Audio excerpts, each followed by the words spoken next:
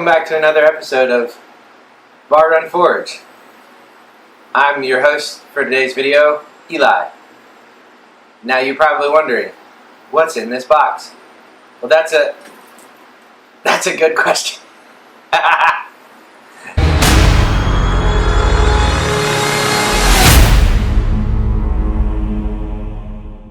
Hey everybody, welcome back to Bar Run Forge. So if you haven't already guessed, there's a giant box in the shop and there's something blue horn shaped sticking out of it. So it's an anvil video. Stick around. Alrighty, so without taking too much time to explain this here, you probably want to see what it looks like. So I'll go ahead and cut open the box and we'll see what we're dealing with.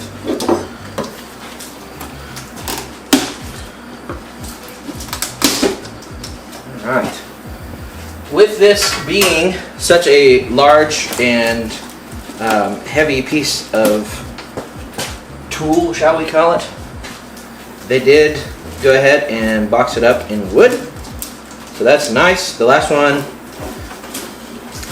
came in cardboard and did not hold together very well, but they made it here alive, so that's a plus. So now pop the top off here and see what we're dealing with. Go away. Alright. So now, oh, this thing is a monster. Take that off. Oh look, it's blue. And greasy.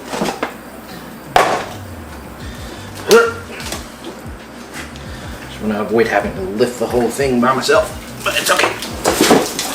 Oh my gosh. Hey, we did it. Ah, that thing is a beast. Looky there. That thing is a monster. Go.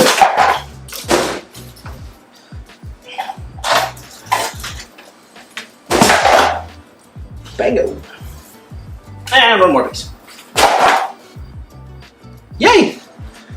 Cool. So, as per our usual arrangement with the cheap Chinese anvils, the Acciao Anvils, whatever you want to call them, covered in some plastic, some grease, and yeah, blue paint.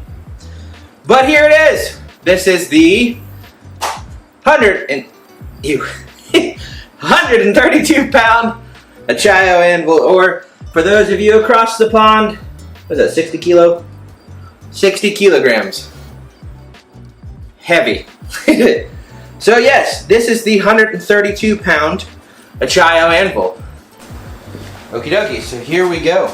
This is it. I've got it zoomed in for you so you can kind of see a little bit better. I'll go ahead and kind of give my first initial thoughts on it here. Noticing from the differences from the 66 pound Acciao to this guy, bigger pritchel hole, bigger hardy hole. I will say the casting and or the casting of the pritchel hole and the hardy hole were definitely better on the 66 pounder. They seem to be a little bit more cleaned up. This will have to take some cleaning up and making a little bit better. It's kind of misshapen here around that, so we'll have to do some file work and grinding there. Same thing with this. The pritchel hole is just going to need some grinding and everything like that. Not a huge fan that they put the pritchel hole right here inside the horn, but that's okay. That's what you get with the cheap anvil here. Obviously, it's blue. Hate that. Whatever. We'll take it off. That's no big deal. The horn is massive comparatively to Hazel over here. The horn size is huge on this thing, so that's definitely, I'd say, a plus and a minus. It kind of comes to a more nubby point here at the end. It's not as pointy, and it looks like it may have taken some damage or something in the casting. I'm not sure. We can always put some spot weld on there and kind of build that back up and make that a little bit nicer. Obviously, smooth this down, grind it down a little bit and make that nice and pretty.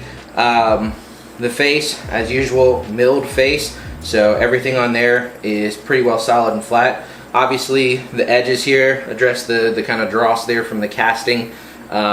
we'll have to go through and kind of ease those over. And you want to do that when you get a new anvil anyways, just to make sure you have those rounded spots here on the edge. Other than that, it's a monster, man. It's a big old honking blue chunk of anvil. So next we'll kind of do some touch up. We'll put some stuff on here to knock off that blue paint. We'll wire wheel it and all that good stuff. And then we'll kind of go through and dress it, make it nice and usable. I'll do a kind of quick first around, and then we'll do another round shot, time lapse some of the cleaning up and dressing and everything like that. So stick around.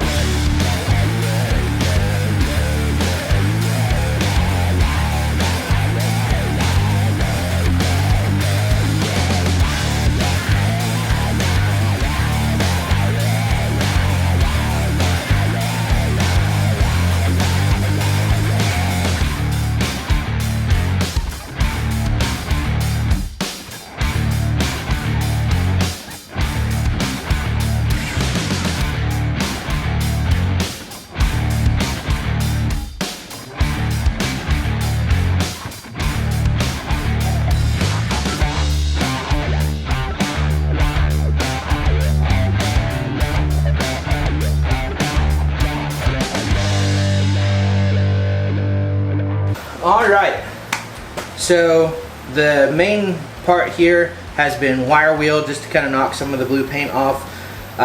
We may put some rust coat on here, may paint it black, I'm not 100% sure yet, but just something to get rid of that ugly blue color. But next we'll kind of focus on just cleaning some things up. It's a rough casting, so you can see some cast marks here, some spots where the casting is not polished and finished off. They don't do that in the factory. They pretty much just cast it, slap some paint on it, mill the face off, and send it to you. That's the reason why they can kind of send these so cheap. These are cast steel.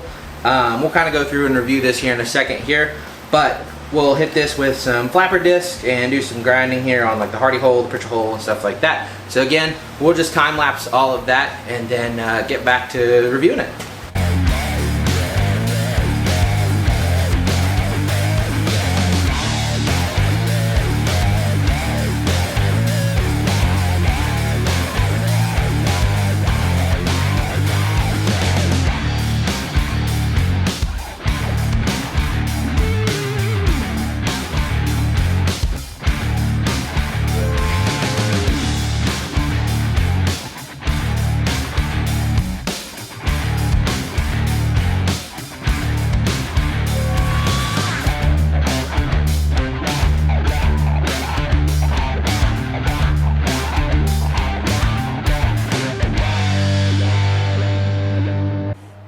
So one quick thing to make note on these Acciao anvils is you are getting what you pay for, and if you can tell right there, that is that's not metal. That is some type of Bondo filler weld, HB weld, something like that. So just as a fair warning, you get what you pay for with these anvils. They are cheaply made. They are cast very rough. As you can tell by how much grinding you're having to do here to get a good smooth surface on the horn and the Bondo down on the bottom, that they are cheap anvils. But we'll crack on here and get this thing cleaned up and get it ready to use.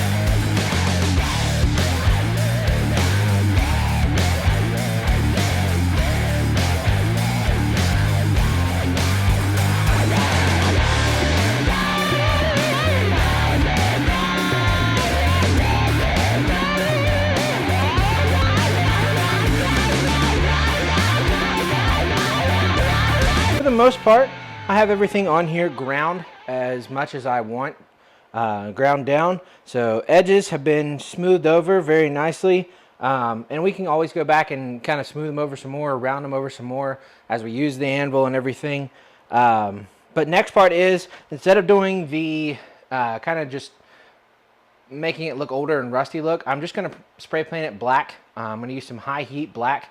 The high heat really isn't necessary because the anvil itself isn't gonna get super hot. It's more so just what we have around here. And as you're working things over on the side and everything like that, it's not just gonna automatically burn off. So I'm gonna take it outside, get this thing sprayed down, come back to it, and then we'll do the final cleanup and everything like that. Still gotta work on the Pritchel hole and the Hardy hole, get those cleaned up, and then we'll have a usable anvil.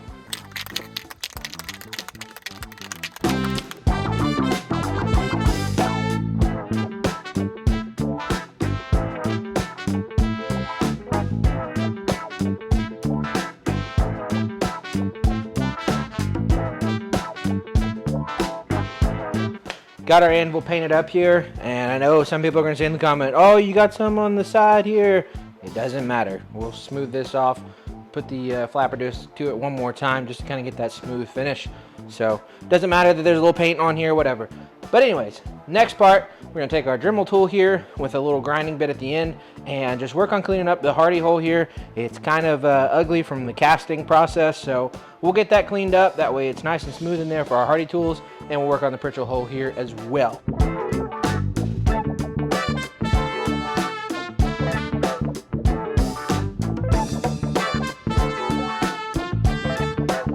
Sometimes you got to go with a little bit heavier equipment. We're going to try the die grinder out here and get this all worked in.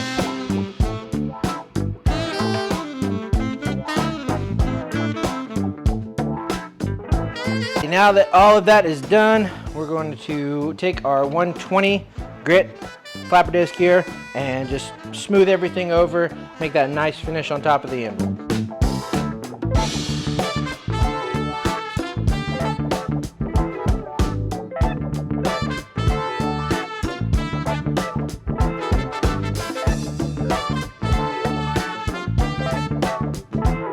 Let's just kind of go over what we did to it a little bit, and then I'll kind of go over pros and cons of what I think about the two anvils and how I think they fit and as far as a budget anvil.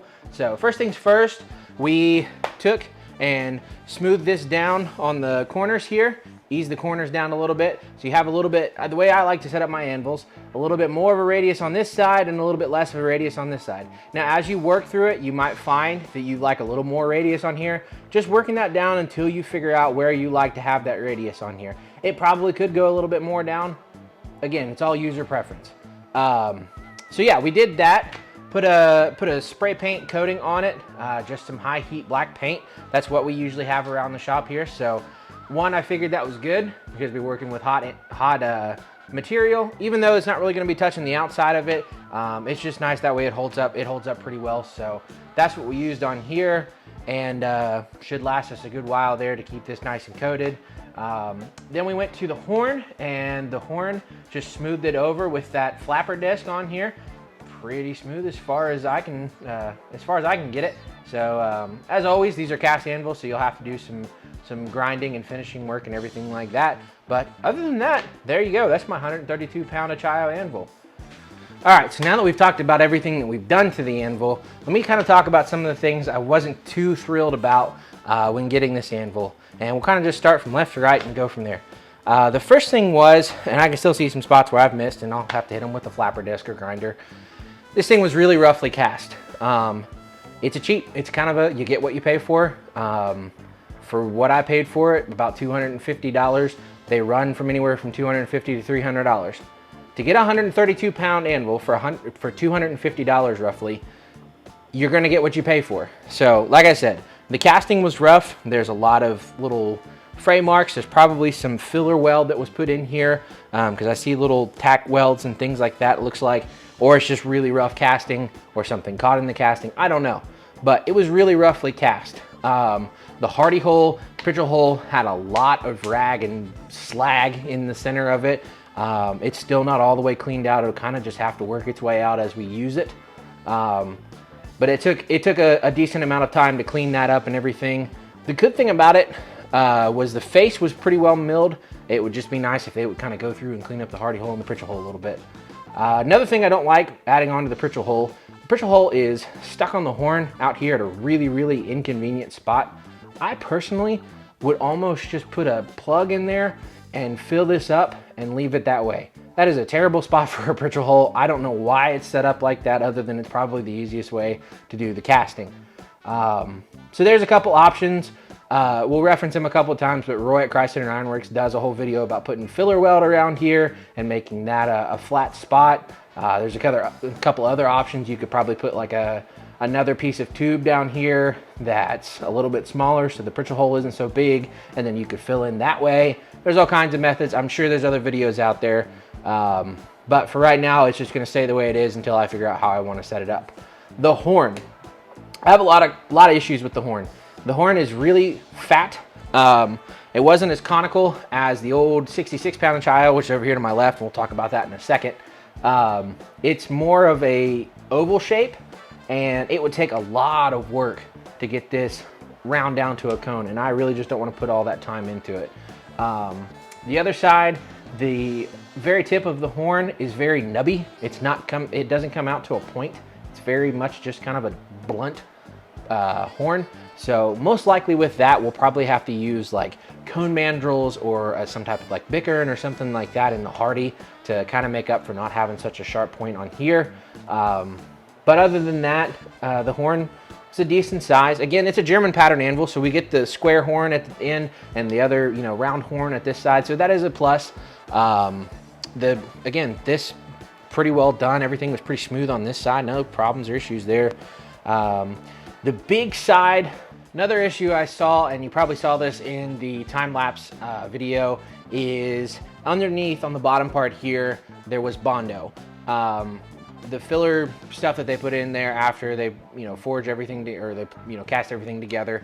So again, another downside, you kind of get what you pay for.